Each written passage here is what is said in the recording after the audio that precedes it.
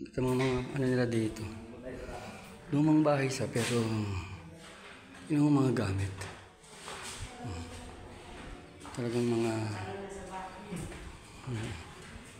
mga lumang gamit ba? Nung maano rin ang may-ari nito, maano rin magbibili ng mga luma.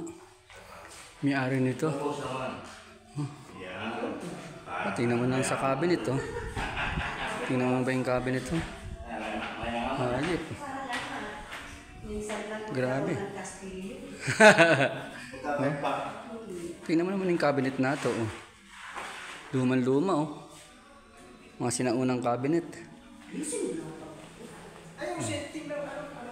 Tingnan mo, ang ganda, oh. Grabe. Ha? Ito yung sinaunang kama, di ba? Cabinet, oh. Mga antigo na. Talagang grabe. Meron pa dyan sa taas.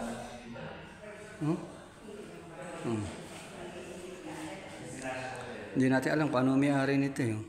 Kasi may Buddha, eh. Alam ko pagka ganito, mga Chinese, eh. Buddha, eh. Opo ka dyan.